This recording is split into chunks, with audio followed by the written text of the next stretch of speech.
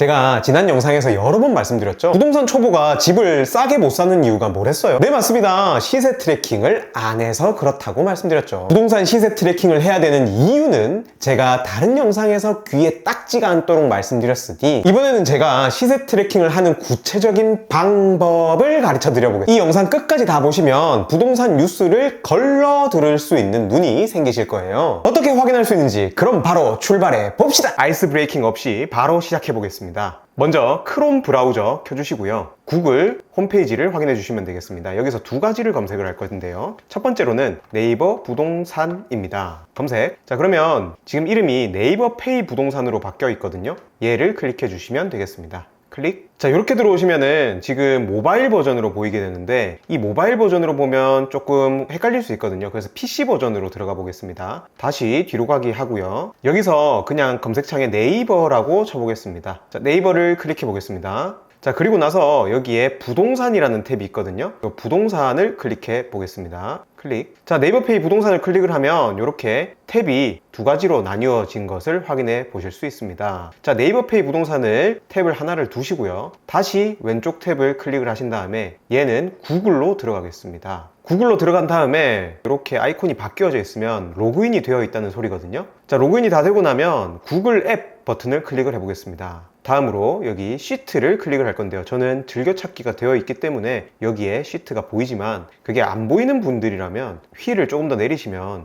여러 가지 앱들 중에서 찾으실 수가 있습니다. 저는 시트로 들어가 보겠습니다. 자, 그럼 시트로 들어가면 여기에 새 스프레드 시트 시작하기라는 버튼이 있습니다. 얘를 클릭해 주시면 되겠습니다. 자, 그러면 아무것도 없는 빈 엑셀 파일 같은 게 뜨게 됩니다. 자, 이러면 기본적으로 두 가지 세팅은 끝난 것입니다. 하나는 부동산 시세 트래킹을 해야 되는 탭이고요. 다른 하나는 네이버 페이 부동산, 이렇게 두 가지가 떠 있으면 되는 것이죠. 이 탭들을 계속 왔다 갔다 할 건데 제가 하나 팁을 드리자면 키보드에서 컨트롤 키를 누른 상태에서 탭을 누르면 이 옆으로 옮겨가게 됩니다. 이 상태에서 다시 또 컨트롤 키를 누른 상태에서 탭을 누르면 이렇게 토글 키처럼 왔다 갔다가 되게 됩니다. 여러분들도 한번 잘 사용해 보시기 바랍니다. 자, 이 상태에서 지금 스프레드시트 이름을 바꾸고 싶으면 여기를 더블 클릭한 다음에 시세 트래킹 이렇게 적어주시면 되겠죠. 자, 다음으로 시세 트래킹을 할 때 제가 처음에 부동산을 배울 때는 여기에 가로축에 아파트명을 쓰는 경우가 많았거든요. 그리고 시간대별로 누적해서 쓰는 경우가 많았는데 저는 그게 좀 불편해서 저는 세로축에 아파트명을 쓰고 가로축에 이렇게 시간의 변화를 기록하고 있습니다. 뭐 편하신 방법대로 하시면 되겠습니다. 저는 제가 쓰고 있는 양식을 토대로 한번 알려드리도록 하겠습니다. 자, 여기 제가 쓰고 있는 건데 제가 2024년 12월 이전에는 가로축으로 시세 트래킹을 했었거든요. 지금은 세로축으로 한 버전으로 보여드리겠습니다. 자, 클릭을 하면 자, 이렇게 시세 트래킹한 내용을 쭉 받아보실 수 있습니다. 자, 저 같은 경우에는 맨 끝에 있는 이 데이터로 이렇게 두고 시작을 하거든요. 근데 여러분들 같은 경우에는 처음 시세 트래킹을 하는 거라서 아무 데이터가 없을 수도 있어요. 이렇게 아무 데이터가 없을 수 있죠. 자, 근데 저 같은 경우에도 여기서 탭을 더 추가하고 싶다면 이 탭들을 드래그를 쭉 한 다음에 마우스 우클릭을 해서 여기에 오른쪽에 열 삽입을 하면 얘가 늘어나게 됩니다. 자, 그래서 저는 아무것도 없는 데이터라고 생각하고 이렇게 탭을 한번 더 보겠습니다. 자, 그러면 여기에 왼쪽에는 단지명을 적어주시면 되는데 매우 중요한 게 있습니다. 이 단지명은 직접 걸어본 단지만 적어주셔야 됩니다. 내가 상상 속에 알고 있는 단지를 적는 게 아니라 내가 실제로 걸어서 그 단지 안을 걸어본 그것만 적어주시면 되겠습니다. 그 단지 안에 내부에 각 세대는 들어가 보지 못했어도 상관없습니다. 그래도 적어도 걸어서 그 단지 안을 걸어보신 것들로만 여기에 채워 놓으시기 바랍니다. 안 그러면 그냥 사이버 속에 내 머릿속에 있는 거기 때문에 사실 데이터를 적어도 기억이 잘 안 나거든요. 저 같은 경우에는 여기에 적힌 단지보다 한 10배 많은 단지를 직접 걸어봤습니다. 지금은 제가 시세 트래킹을 할 때는 그 권역별로 대표하는 단지들만 이렇게 시세 트래킹을 하고 있거든요. 하지만 여러분들은 내가 가고 싶은 동네가 만약에 레미안 원베일리라는 요 단지 근처다. 그러면 레미안 원베일리, 그 다음에 아크로 리버파크 그 외에 그 주위에 있는 단지들을 여기에 다 적어주시면 되겠습니다. 저는 지금 이게 전국으로 되어 있지만 여러분들은 그 관심이 있는 동네의 단지들을 일일이 다 적어주시면 되겠습니다. 그리고 나서 부동산 지식이 늘어나고 나면 그 동네에서 시세를 리딩하는 단지들이 하나 있거든요. 걔들 한두 개 정도만 남겨두고 그냥 밑에 있는 단지들은 그때그때 참고만 하시면 되겠습니다. 이 시세 트래킹 하는 거에 에너지를 너무 많이 쏟으면 안 되기 때문에 저는 한 달에 한 번 싹 다 조사하는데 1시간을 넘기지 말자라는 그런 기준을 가지고 있습니다. 물론 아파트 시세가 요동치지 않을 때는 한 달에 한 번씩 이렇게 시세 트래킹을 해도 되지만 아파트 시세가 끊임없이 요동치는 시기가 있거든요. 보통 불장이라고 부르죠. 그때는 일주일 단위로 이렇게 시세 트래킹을 해주시면 좋겠습니다. 자, 그러면 레미안 원베일리부터 네이버페이 부동산에서 한번 찾아보겠습니다. 자, 레미안 원베일리를 찾으려면 여기 경기도를 누르는 게 아니라 다시 자, 여기서 서울특별시를 이렇게 눌러도 되지만 굉장히 네이버페이 부동산은 검색이 잘 되기 때문에 레미안 원베일리 라고 이렇게 검색을 하시면 거의 바로 그 단지로 찾아갈 수 있게 됩니다. 자, 그러면 여기서 레미안 원베일리의 매매, 전세, 월세 이렇게 나와 있는데 정말 중요한 게 또 두 번째로 등장합니다. 이 매매가 1445개라는 뜻은 네이버페이 부동산에 광고를 올려놓은 매물 총 개수를 말하는 겁니다. 그런데 이게 중복 매물이 있을 수 있거든요. 예를 들면 101동에 701호가 매물로 나왔다고 칠게요. 자, 그러면 701호 집주인이 세 군데에다가 그 집을 내놓은 겁니다. A 부동산, B 부동산, C 부동산. 자, 그런데 매물은 하나지만 이 각각의 부동산 소장님들이 1,700원인가 이렇게 돈을 내고 한 달 동안 이렇게 광고를 할 수 있거든요. 네이버 부동산에. 자, 그런데 지금 이렇게 보면은 매물이 각각 하나로 잡혀서 여기에 3개가 되는 꼴로 돼버리는 겁니다. 하지만 실제로는 집은 한 채밖에 없죠. 그래서 우리가 시세 트래킹을 할 때는 꼭 매물 묶기를 해주시면 되겠습니다. 자, 그럼 왼쪽에 보시면 동일 매물 묶기를 이렇게 해보시면 클릭을 하면 496으로 바뀐다는 걸 볼 수 있습니다. 꼭 동일 매물 묶기 해보시기 바랍니다. 그 로그인을 한 상태에서 하면 얘가 다음번에 왔을 때 안 풀리는데 뭐 공용 컴퓨터에서 하거나 아니면은 저처럼 지금 설명을 위해서 저는 그 시크릿 모드로 하고 있거든요. 자, 시크릿 모드로 하는 경우 이런 경우에는 이게 풀려 있는 경우가 있을 수 있기 때문에 동일 매물 묶기를 꼭 확인해 보시기 바랍니다. 자, 다음으로 위에 탭을 한번 걸어 보겠습니다. 우리가 찾아볼 거는 아파트죠. 아파트 분양권은 아직 지어지지 않은 부동산이기 때문에 얘는 그 불법으로 현금 따발로 갖다 주는 그 돈이 반영이 안 되어 있습니다. 보통 프리미엄이라고 하죠. 그래서 지금 시세 트래킹을 할 때는 아파트 분양권 요거는 안 눌러줍니다. 그 다음에 재건축 얘도 안 눌러주고요. 우리는 그냥 아파트만 눌러주고 여기 옆에 거래 방식은 시세 트래킹을 할 때 매매와 전세를 바탕으로 보통 하고 있습니다. 가격대는 여러분들이 처한 가격대가 다 다를 수 있기 때문에 얘는 건드리지 않을게요. 자, 그 다음에 면적이 굉장히 중요한데 저 같은 경우에는 국민평형을 기준으로 삼고 있습니다. 그런데 그 국민평형은 보통 전용 면적 84.97 정도 되는 제곱미터 이렇게 되는 걸 국민평형이라고 하죠. 우리가 흔히 33평 아니면 30평, 32평 뭐 이렇게 각각 다르게 부르기도 하는데 보통 30평에서 33평 요 사이 때 면적대가 전용 면적이 84제곱미터 정도가 나오거든요. 이게 왜 30평에서 33평으로 나뉘는지는 그것까지 설명하면 너무 길어집니다. 그냥 33평 내외라고 그냥 생각할게요. 저는 32평에서 36평 정도를 걸어 놓고 이렇게 시세 트래킹을 하는 편입니다. 31평이나 30평을 해버리면 지방에서 이렇게 있는 아파트들 중에는 84제곱이 아니라 뭐 예를 들면은 79제곱이나 이런 게 여기에 끼어들 수 있기 때문에 걔를 걸러줘야 되거든요. 그래서 저 같은 경우에는 32에서 36으로 이렇게 설정을 하고 있습니다. 그런데 주상복합 같은 경우에는 그 엘리베이터 면적이나 공용 면적이 이렇게 같이 쓰는 면적이 많은 경우가 많기 때문에 그럴 때는 32평에서 36평으로 했을 때 84제곱이 안 뜨는 경우가 있습니다. 여기 이렇게 84제곱이라고 떠야 되거든요. 근데 그렇게 안 되고 70 몇 제곱이라고 될 수도 있기 때문에 주상복합은 인위적으로 4평에서 38평 정도로 바꿔놓고 또 조사를 하고 있습니다. 자, 아무튼 32평에서 36평으로 세팅 해놓으시는 걸 추천드리고요. 이거는 지방이나 광역시 같은 거를 보통 시세 트래킹을 할 땐 잘 먹히는데 수도권은 사람들이 선호하는 평형이 워낙 30평대 이거는 고가인 경우가 많기 때문에 25평을 내외로 시세 트래킹을 하는 분들도 있습니다. 근데 저는 전국을 다 쳐다보려고 하다 보니까 전국을 다 쳐다볼 때는 이게 좀 편하더라고요. 자, 그래서 시세 트래킹을 할 때는 저는 32에서 36으로 놓고 하고 있습니다. 여러분들 스타일에 맞춰서 하면 되겠습니다. 만약에 평이 선택이 안 되는 경우에는 이 제곱미터에서 평으로 바꿔주시면 되겠습니다. 자, 나머지 사용 승인일이나 세대수는 건드리지 않겠습니다. 우리가 관심 가질 만한 그런 동네의 단지들이 이 사용 승인일이나 세대수가 천차만별일 수가 있으니까요. 자, 이렇게까지 세팅을 마치고 나면 다시 왼쪽 위로 가서요, 컨트롤 탭을 눌러서 이렇게 단지를 볼 수가 있겠죠. 저는 예전에 적어놓은 자료가 있으니까 예전에 적어놓은 자료를 왼쪽에 이렇게 하나를 두고요. 자, 그 다음에 어떻게 하냐면 얘를 쭉 끌어서 복사를 합니다. 컨트롤 C를 하면 되죠. 그 다음에 이 탭에 놓고요, 그대로 붙입니다. 자, 그러면 데이터가 그대로 들어가게 됩니다. 자, 오늘 같은 경우에는 2월 27일이기 때문에 2월 27일, 어차피 제가 시세 트래킹을 한번 해야 될 때가 왔네요. 한 달에 한 번씩 하니까요. 다음으로 동일 매물 묶기 아까 잘 해놨었죠. 그 다음에 매매 호가. 호가는 자, 집주인들이 받고 싶은 금액입니다. 불러놓은 금액. 자, 이것도 받고 싶은 금액입니다. 실거래가가 아닙니다. 자, 얘네들은 지금 이제 2월 2일의 자료가 있으니까 2월 27일 자료에 맞게 이렇게 자, 블록을 잡아서 딜리트 키를 눌러서 싹 없애주면 되겠습니다.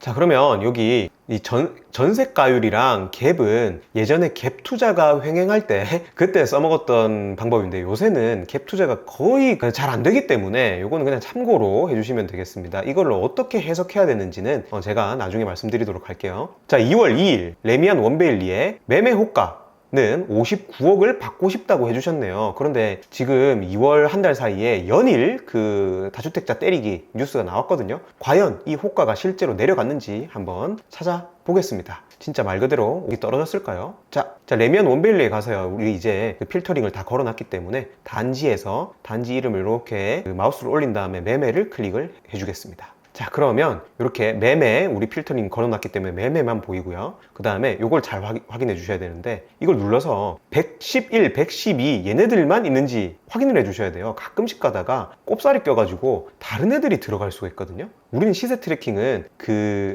조작변인, 통제변인, 그런 말 들어보셨죠? 통제변인을 잘 고정을 해둬야 되는데 우리는 그 33평 84제곱으로만 고정을 할 거기 때문에 여기에 웬 다른 애들이 이렇게 들어가지 않도록 잘 확인해 보시기 바랍니다. 근데 익숙해지면 그 단지만 봐도 알아서 필터링을 자기가 이렇게 다르게 하고 있는 자신을 보실 수 있을 겁니다. 자, 그 다음에 여기 매매하고 전체 동, 요거는 그대로 둡니다. 이 동도 동향이냐 뭐 남향이냐 아니면은 뭐 이렇게 한강뷰냐 이렇게 따라서 가격이 엄청나게 다를 수 있거든요. 지금 이 레미안 원베일리만 보셔도 같은 평형이라도 이 가격순을 눌러봤을 때 높은 가격순으로 하면 70억, 이거 딱 보세요. 70억에서 78억이고 이 한강뷰를 자랑하고 있잖아요. 이 어마어마한 한강뷰, 이 가격이 10억 이상의 가치가 있다는 뜻이겠죠. 자, 그런데 낮은 순으로 하면 53억 이렇게 되겠습니다. 자, 그러면 이 제일 낮은 걸 적는 거냐? 그렇게 생각하실 수도 있지만 보통 저 같은 경우에는 저층, 여기에 저층이라고 되어 있는 거는 보통 안 넣어줍니다. 근데 저층이 네이버에서 할 때는 보통 3분의 1로 자르는 경우가 많거든요. 그러니까 예를 들어서 그 6층인데 6층 집주인이 물건을 내놨어요. 근데 네이버 부동산에 내놓는 부동산 사장님이 이 6층이라는 걸 표시를 잘 안 하는 경우가 많습니다. 왜냐면 손님이 볼까봐 안 하는 게 아니라 다른 중개사분들이 볼까봐 6층 표시를 안 하는 경우가 많거든요. 자, 그 이유는 어른의 세계이기 때문에 그것까지 제가 자세하게 알려드리면 시간이 너무 길어질 것 같고요. 아무튼 지금 레미안 원베일리가 예를 들어서 30층이 꼭대기인 그 동이 있다고 쳐볼게요. 자, 그러면 3분의 1씩 잘라가지고 자동으로 중, 고 이렇게 표시가 될 수도 있는데, 만약에 9층에 살고 있는 사람이 자기 집을 내놨는데 9층은 충수도 중층이라고 자기는 볼 수도 있잖아요. 그렇게 되면 사장님한테 이거 저층으로 안 뜨게 9층으로 해주세요 이렇게 하는 분들도 있습니다. 그 선택할 수 있어요, 사장님이 올릴 때. 자, 그거는 그때그때 다르다. 그래서 저 같은 경우에 여기에 만약에 9층이라고 써져 있으면 저층으로 보이지 않습니다. 그러면 도대체 저층은 얼마이냐?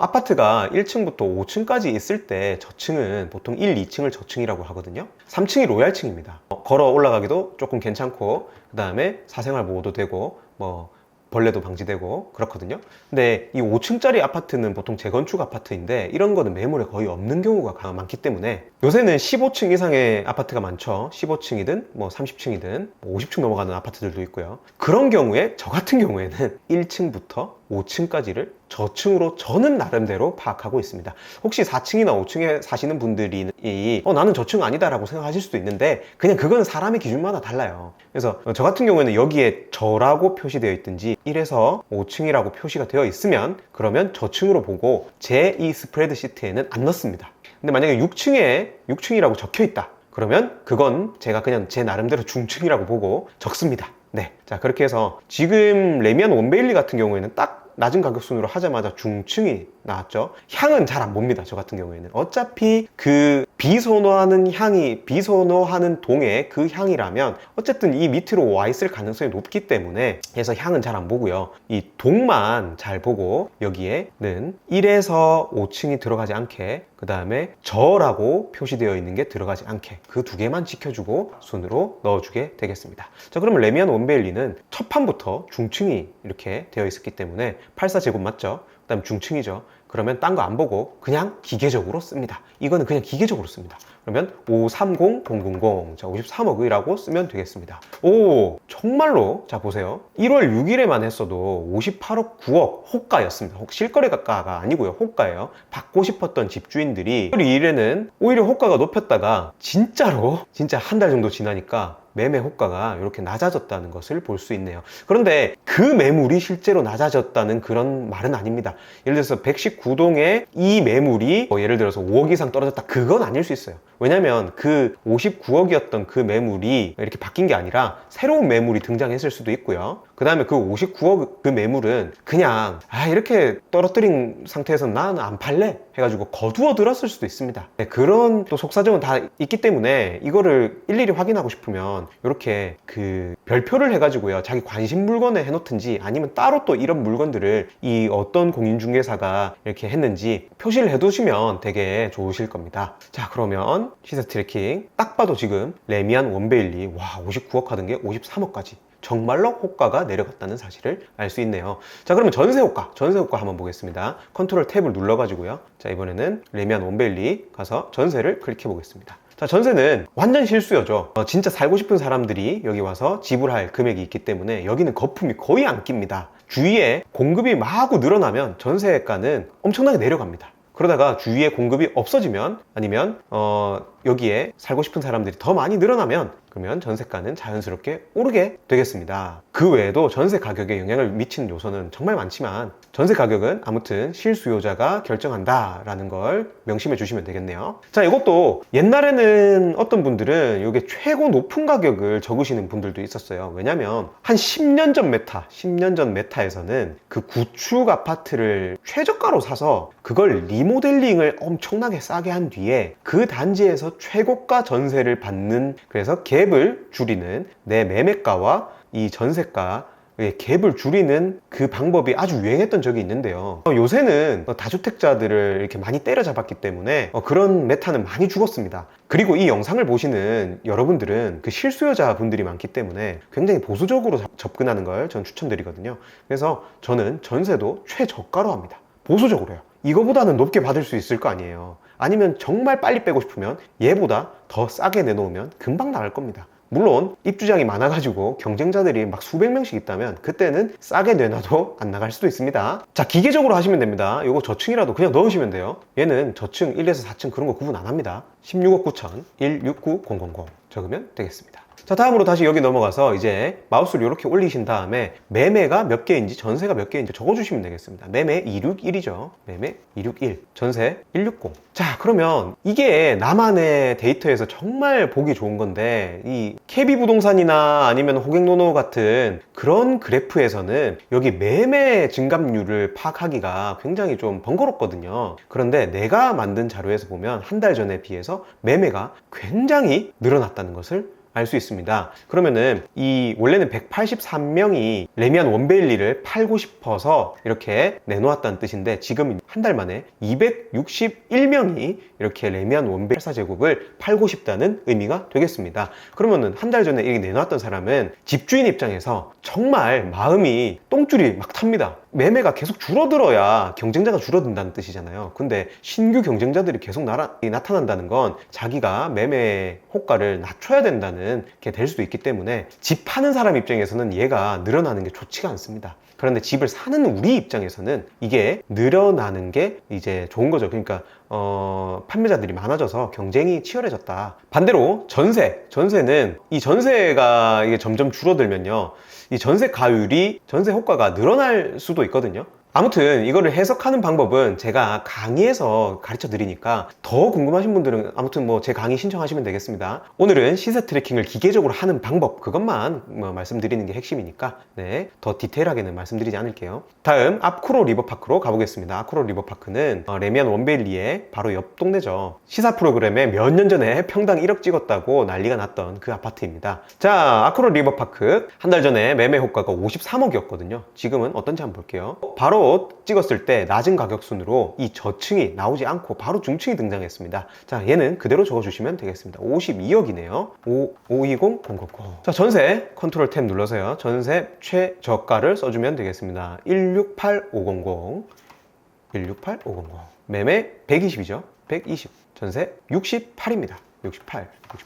자, 그러면 매매 호가를 한번 보겠습니다. 적고 나서 항상 이렇게 보시는 습관을 들이세요. 자, 한 달 전에 매매 호가가 53억이었는데 얘는 왜 1억밖에 안 떨어졌대? 자, 그러면은 전세 호가 16억 9천이었는데 16억 8천, 1,000만 원 떨어졌네요. 이 정도로 고가인 단지에서 전세 호가가 1,000만 원 정도의 차이가 있었다는 건 거의 변화가 없다고 생각해 주셔도 되겠습니다. 그런데 매매 호가는 1억, 위에는 9억에서 59억에서 53억. 자, 그러면 여기 위에는 6억이나 떨어졌는데 아쿠로 리버파크는 1억이 떨어졌죠. 그러면 여러분들이 이 둘 다 살 수 있어요. 만약에 목표하는 동네가 반포였고 둘 다 살 수 있는데 한 달 전에 59억 하던 게 53억이 된 물건이랑 한 달 전에 53억 하던 게 52억이 된 물건이랑 자, 뭐를 사야 될까요? 네, 머릿속에 든 그 매물 사시면 되겠습니다. 만약에 이게 기회라고 여기신다면요. 그런데 나는 더 떨어질 것 같다? 그러면 더 관망하시면 되고요. 나는 보합일 것 같다? 아니면 나는 오를 것 같다? 본인이 생각하는 그 타이밍에 맞게 해주시면 된다 이 뜻입니다. 이거는 뭐 다른 사람이 선택해 주는 게 아니라 본인이 선택하는 거예요. 조금 더 과거 자료를 한번 볼까요? 자, 2025년 9월부터 한번 보겠습니다. 레미안 원베일리 53억으로 칠게요. 53억. 10월에 53억. 11월에 55억. 12월에 56억, 1월에 59억 하던 게 다시 53억으로 돌아왔습니다. 그럼 53억은 언제 가격일까요? 53억. 아, 작년 8억에 51억이었군요. 7월에도 51억이었고요. 호가 기준입니다. 51억. 그러면 한 8개월에서 반년 전에 가격으로 돌아왔다고 보시면 되겠습니다. 자, 그러면 이게 이렇게 올라갔다가 할인을 하는 건지 아니면 더 떨어질지 아니면 보합일지 아니면 다시 뚫고 올라갈지 이거는 아무도 모릅니다. 자, 이거는 신의 영역이기 때문에 그 누구도 이 저점을 맞힐 수는 없어요. 하지만 누군가가 내가 이쯤에만 왔어도 55억만 돼도 내가 이거 원벨리 산다 라고 벼르고 있던 사람이 지금 53억이 되었잖아요. 그러면 본인의 선택인 거죠. 더 떨어질 때까지 기다려도 되고 아니면 뭐 지금이면 충분히 만족한다 하고 사도 되고 그건 본인의 마음입니다. 모든 책임은 본인이 지는 겁니다. 어쨌든 제가 강조하는 시세가 이렇게 선으로 이루어져 있다는 거, 이거 지금 선이잖아요. 선. 제가 계속 기록해 놓은 선이잖아요. 그런데 초보자분들은 이렇게 점으로만 파악하시기 때문에 이 과거의 데이터들이 없다면 이게 비싼지 싼지 전혀 몰라요. KB부동산이나 호갱노노에서 있는 그래프들은 사후의 그래프이기 때문에 내가 한 달은 늦게 받아보는 데이터거든요. 하지만 네이버 매물에는 이게 실시간으로 반영이 되기 때문에 조금 더 실시간 살아있는 데이터를 확인한다는 게 되겠습니다. 자, 기계적으로 한 2개 단지만 더 해보겠습니다. 반포자이 가볼까요? 반포자이 조금 떨어졌기 때문에 이렇게 검색을 하셔도 되지만 저는 웬만하면 이렇게 휠을 해가면서 그 동네로 마우스를 끌고 가는 걸 추천드립니다. 그 동네를 만끽한다는 느낌으로요. 자, 반포자이 마우스를 올려보니까 낮은 가격 순으로 해서 오케이, 여기 이제 드디어 저층이 나왔네요. 저는 이 저층은 제외를 일단 시킵니다. 여기 저 나오죠. 제외입니다. 저는 제외입니다. 고층 나왔습니다. 자, 고층에 매매 46억 3천. 그러면 여기에 463000. 그 다음에 전세. 자, 요거는 최저가 쓰면 된다 했죠. 149000. 149000. 자, 그 다음에 매매는 188, 전세 166이네요. 188, 166. 188, 166.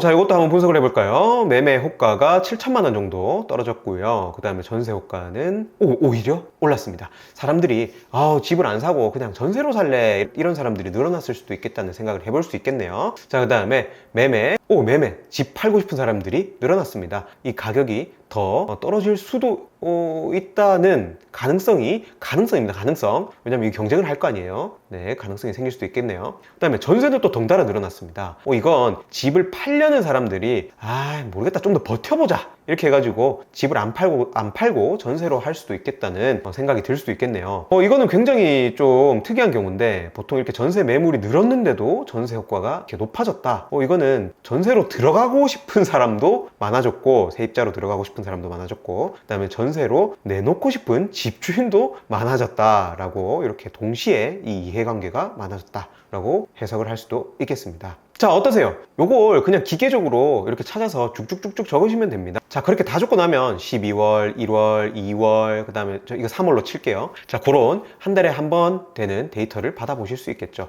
만약에 내가 가고 싶은 동네 단지가 힐스테이트 버머라고 한번 해볼게요. 자, 그러면 힐스테이트 버머가 가격이 어떻게 변동되었는지 내가 과거의 나를 믿고 한번 보는 거예요. 자, 우리 여행을 한번 떠나볼까요? 2025년 2월에 힐스테이트 버머 14억 8천 호가였습니다. 그리고 3월에 14억 8천, 4월에 14억 8천, 5월에 15억, 조금 올랐죠? 6월에 15억, 7월에 15억 5천, 5천이 올랐습니다. 8월에 15억 5천, 9월에 16억, 야금야금 오르고 있죠. 이런 거 뉴스에 안 나옵니다. 이렇게 야금야금 오르면요, 그 부동산 뉴스나 아무도 관심 안 가져요. 이게 물이 서서히 끓으면은 그 뉴스거리가 안 되거든요. 자, 10월에 16억, 11월에 16억, 12월에 16억 3천, 자, 그 다음에 1월에 16억 7천, 야금야금 계속 오르고 있습니다. 그 다음에 2월에 16억 7천, 그 다음에 2월 말 어떻게 됐는지 한번 볼까요? 힐스테이트 버머, 여러 가지가 있는데 여기서 제가 알고 있는 그 단지로 가시면 되겠습니다. 범어동 경신고랑 아주 가까운 힐스테이트 버머. 자, 매매 클릭했고요. 여기 33평 맞죠? 그 다음에 가격순 최고로 낮은 순으로 정리를 해주면, 저는 일단 저층은 빼주고요. 그 다음에 6층, 아까 1에서 5가 아닌데 이제 6층이 등장했죠. 요거는 일부러 그 소장님이 콕 집어서 6층이라고 해놓은 곳입니다. 중개사 8곳 되어 있는데 부동산 소장님들께, 그 집주인분이 8곳의 부동산 소장님들께 집을 내놓았다, 이런 뜻이 되겠네요. 이렇게 물결이 쳐져 있는 경우가 있는데, 17억으로 되어 있는 거는 집주인이 마음 바꾼 걸 아직 모르는 부동산 소장님일 수도 있어요. 지금 이 날짜를 잘 확인하셔야 되는데, 이 집주인이 확인해 주는 딱 순간 그 문자가 오거든요. 그 소장님께서 집주인한테 문자를 쏴요. 네이버 부동산에서 뭔가 그 알림 갈 거니까 그거 확인 좀 눌러주세요, 이렇게 하거든요. 그럼 집주인이 이거 확인을 눌러줘야 되는데, 지금 여기 보면 2월 19일에 17억으로 되어 있죠. 2월 19일에. 자, 그런데 다른 분들은 2월 20일에 16억 7천, 2월 26일에 16억 7천입니다. 자, 그러면 어느 게 더 최신인가요?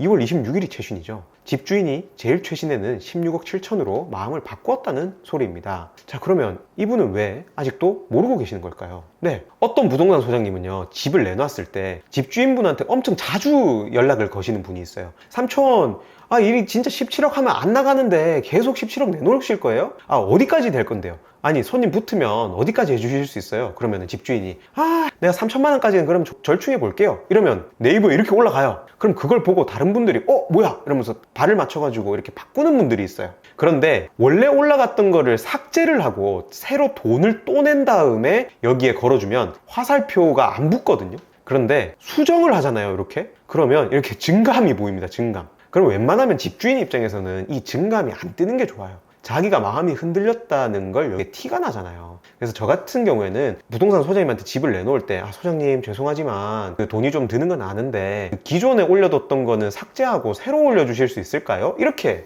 표현을 합니다.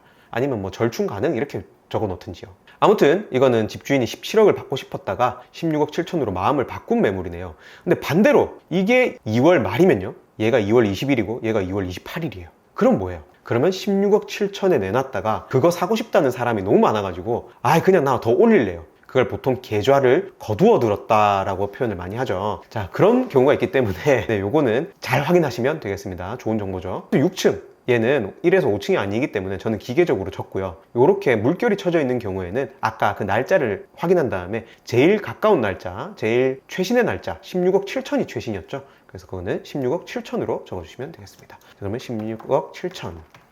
그러면 그대로 변동이 없다는 걸 확인할 수 있습니다. 근데 만약에 여기서 계속 야금야금 오르던 호가가 얘가 15억 7천으로 바뀌었다. 근데 내가 여기 눈독 들이던 단지다. 그러면 어떻게 될까요? 네, 그러면 이제 현장으로 가셔야 됩니다. 매번 덥석 사는 게 아니라요, 현장으로 가서 디테일하게 또 물건을 털어보셔야 됩니다. 거기 가면 이제 네이버에 등장하지 않은 장부 매물이라는 걸 발견하실 수가 있을 텐데요. 부동산 소장님들의 그 수첩에만 적혀 있는 그 꽁꽁 숨겨둔 매물을 발굴할 때까지 요거보다 더 싼 매물이 나올 수 있습니다. 이제 현장으로 달려가면 된다 이 뜻입니다. 어떤가요? 시세 트래킹 그렇게 어렵지 않죠? 이걸 해석하는 방법이나 아니면 요 틀 자료 같은 거는 제가 강의 시간에 무료로 배포를 하고 있거든요. 혹시 이 틀을 받고 싶으신 분들은 저한테 유료 강의 들으실 때 그때 요청을 하시면 제가 무료로